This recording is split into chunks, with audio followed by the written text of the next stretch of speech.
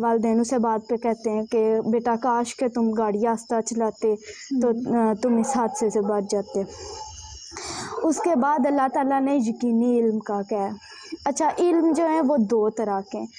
ایک تو وہ علم ہے جو ہم اس دنیا کا علم ہے، اور وہ علم کون سا ہے کہ یہ جو ہم بکس پڑھتے ہیں، فزکس، کیمسٹری، میتھ، بایو، یہ والی جو بکس ہیں، تو اس علم سے بھی ہمیں بہت زیادہ فائدہ ہوتا ہے اور بہت سی ہم نئی چیزیں سیکھتے ہیں۔ لیکن جو حقیقی علم ہے وہ کون سا ہے؟ قرآن مجید اور حدیث کا علم۔ قرآن مجید کو پڑھنے سے ہمیں پتہ چلتا ہے کہ جو ہم سے پہلے اس دنیا میں قومیں آئیں اور انہوں نے اس دنیا میں کمپٹیشن کیا، اس دنیا کو کمانے کی کوشش کی، وہ اس دنیا میں ہی تباہ و برباد ہوئے۔ جیسے اللہ تعالیٰ نے سورہ العصر میں بھی اس بات کا ذکر کیا ہے کہ والعصر ان الانسان لفی خسر، کہ زمانے کی قسم انسان خسارے میں ہے۔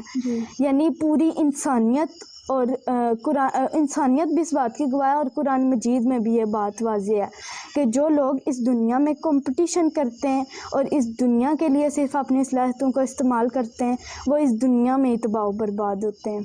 اور قرآن مجید میں یہ بات بھی واضح ہے کہ ہمیں کن چیزوں میں کمپٹیشن کرنا چاہیے اور کن میں نہیں کرنا چاہیے۔ جی، اس صورت کی آیت نمبر 6 اور 7 ہیں لَتَرَوُنَّ الْجَحِيمَ ثُمَّ لَتَرَوُنَّهَا عَيْنَ الْيَقِينِ۔ ان آیات کا ترجمہ یہ ہے کہ تم یقیناً جہنم کو دیکھ کر ہوگے اور تم اسے دیکھو گے یقین کی آنکھ سے۔ تو آپ ہمیں بتائیں کہ جہنم کو یقین کی آنکھ سے دیکھنے سے کیا مراد ہے؟ یقین کی آنکھ سے دیکھنے سے مراد ہے کہ جب انسان پہ موت طاری ہوتی ہے تو انسان کو فرشتے نظر آتے ہیں، اور فرشتے نظر آتے ہیں، اور قیامت والے دن جو ہے انسان اپنے سر کی آنکھوں سے جہنم کو دیکھے گا۔ اور جب انسان قبر میں ہوتا ہے تو اللہ تعالیٰ جنت کی یا جہنم کی کھڑکی بھی کھول دیتے ہیں۔ تو اللہ تعالیٰ یہاں پہ کہتے ہیں کہ کاش کہ تم یقینی علم سے فائدہ اٹھا لیتے، یقینی علم سے جہنم کی سختی کے بارے میں تمہیں پتہ چل جاتا تو تم دنیا کے لیے کوشش نہ کرتے بلکہ آخرت کے لیے کوشش کرتے۔ تو اللہ تعالیٰ اس آیت میں یہی کہہ رہے ہیں کہ تمہیں قرآن اور حدیث سے فائدہ اٹھانا چاہیے تھا، اور تمہیں نہ کہ اپنی دنیا کے لیے تم کوشش کرتے، اپنی آخرت کو بہتر بنانے کی پوری کوشش کرتے۔ ٹھیک ہے، اب اس صورت کی آیت نمبر 8 اور آخری آیت یہ ہے کہ ثُمَّ لَتُسْأَلُنَّ يَوْمَئِذٍ عَنِ النَّعِيمِ۔ اس آیت کا ترجمہ یہ ہے کہ پھر اس دن تم سے تمام نعمتوں کے بارے میں لازماً سوال کیا جائے گا۔ اب آپ ہمیں یہ بتائیں کہ ہم سے اللہ تعالیٰ نے جو ہمیں نعمتیں دی ہیں ان کے بارے میں ہم سے کیوں پوچھا جائے گا؟ اس کی میں آپ کو ایک مثال دیتی ہوں کہ دنیا میں جو ہے اگر ایک انسان ہے وہ اپنی کوئی چیز دوسرے انسان کو دیتا ہے تو وہ اس سے بات پہ سوال کرتا ہے کہ تم نے میری چیز کا خیال رکھا، یا تم نے کہاں پہ یہ یوز کی، یا اس طرح کے ہم سوال اس سے حساب کتاب لیتے ہیں ہم۔ اسی جیسے ہمارے پیرنٹس ہیں وہ ہمیں پیسے دیتے ہیں تو پھر بعد پہ وہ ہم سے پوچھتے ہیں کہ آپ نے پیسے کہاں پہ خرچ کیے۔ اسی طرح ہی اگر ہمارا کوئی ملازم ہے اسے ہم اپنی گاڑی دیتے ہیں، بعد پہ ہم اسے سوال کرتے ہیں کہ تم نے میری گاڑی کا خیال رکھا، یا تم نے کہاں لے کے گئے، کیسے یوز کیا، سارا کچھ ہم اس سے حساب کتاب لیتے ہیں۔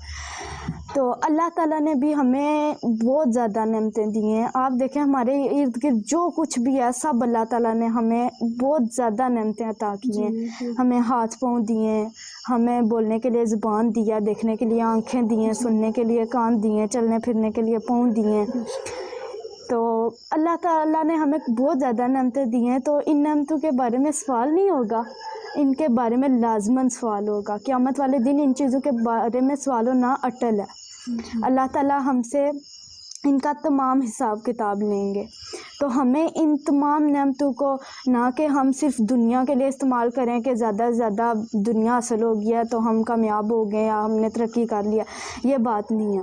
ہمیں یہ جو اللہ تعالیٰ نے ہمیں نعمتیں دی ہیں انہیں ہمیں استعمال کرنا چاہیے آخرت کے لیے اپنی، کہ ہمیں ان سے دوسروں کی مدد کرنی چاہیے، زیادہ سے زیادہ حق بات کی نصیحت کرنی چاہیے، صبر کی تلقین کرنی چاہیے، ایمان، اعمال صالح، یہ سب کچھ جو ہمارا اس دنیا میں آنے کا مقصد ہے، اور ہمارے دنیا میں آنے کا مقصد ہی یہی ہے جو کہ اللہ تعالیٰ نے سورہ العصر میں بھی بیان کیا ہے۔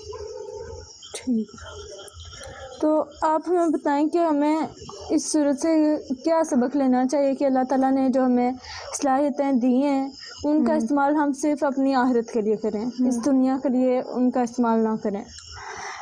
دیکھیں، اس کا بالکل مطلب یہ نہیں ہے کہ ہم دنیا کے لیے بالکل کچھ بھی نہ کریں۔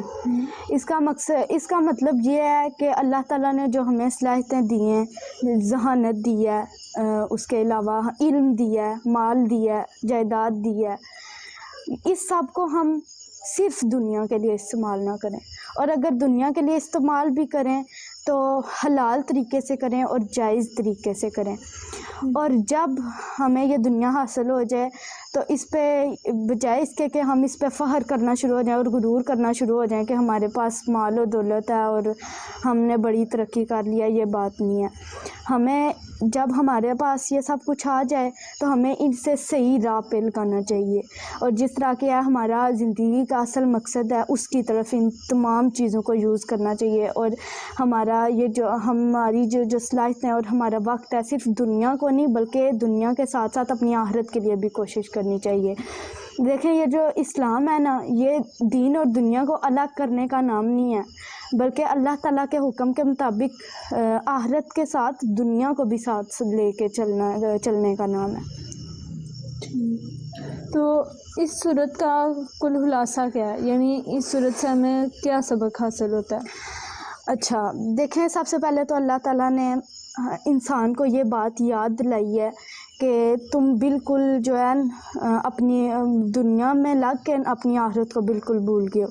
تو سب سے پہلے تو ہمیں یہ کرنا چاہیے کہ ہمیں زیادہ سے زیادہ جو ہماری زندگی کا جو مقصد ہے اس کی طرف ہمیں راغب ہونا چاہیے کہ ہمیں ایمان، اعمال صالح، اس کے بعد حق بات کی نصیحت اور صبر کی تلقین، اس سب کے اوپر اپنا زیادہ سے زیادہ توجہ دینی چاہیے۔ اس کے علاوہ اللہ تعالیٰ نے یہ بتایا یقینی علم، یعنی قرآن اور حدیث، جو کہ سب سے زیادہ امپورٹنٹ ہے۔ قرآن حدیث کو پڑھنے سے ہی ہمیں پتہ چلے گا ہم سے پہلی قوموں کے ساتھ کیا ہوا، یا ہمیں نبیوں اور رسولوں کے بارے میں پتہ چلے گا، ہمیں جہنم کے بارے میں پتہ چلے گا، سب کچھ ہمیں پتہ چلے گا قرآن مجید سے۔ تو اللہ تعالیٰ نے اس لیے اسے یقینی علم قرار دیا، تو ہمیں یقینی علم سے بھرپور فائدہ اٹھانا چاہیے اور اپنی آخرت کے لیے زیادہ سے زیادہ کوشش کرنی چاہیے۔ اس کے علاوہ اللہ تعالیٰ نے ہمیں اس صورت میں یہ حکم دیا ہے، بلکہ ہمیں اللہ تعالیٰ نے یہ فرمایا ہے کہ ہمیں اللہ تعالیٰ کی نعمتوں کا زیادہ سے زیادہ شکر ادا کرنا چاہیے، اور اللہ تعالیٰ نے ہمیں جتنی بھی نعمتیں دی ہیں انہیں نہ صرف دنیا کے لیے استعمال کریں بلکہ اپنی آخرت کو سنوارنے کے لیے بھی ان تمام نعمتوں کا استعمال کریں۔ اور بس یہی اللہ تعالیٰ نے ہمیں اس دنیا میں اس صورت میں حکم دیا ہے کہ ہم جو ہے اپنا جو مقصد ہے اس دنیا میں آنے کا اسے نہ بھولیں، اور اللہ تعالیٰ کی نعمتوں کا شکر ادا کریں، اور قرآن اور حدیث کا جو ہے مطالعہ جو ہے وہ اس کو بھی نہ بھولیں۔ تو پرسنلی جو مجھے اس صورت سے سبق حاصل ہوا ہے وہ یہ ہے کہ ہمیں موت سے پہلے یقینی علم یعنی قرآن مجید اور حدیث سے فائدہ اٹھا لینا چاہیے، اور اللہ تعالیٰ کی دی گئی تمام نعمتوں کے لیے اللہ تعالیٰ کا شکر ادا کرنا چاہیے اور ناشکری نہیں کرنی چاہیے۔ اللہ تعالیٰ ہم سب کو عمل کی توفیق عطا فرمائے۔ اگلی نشست تک کے لیے ہمیں دیجیے اجازت۔ اللہ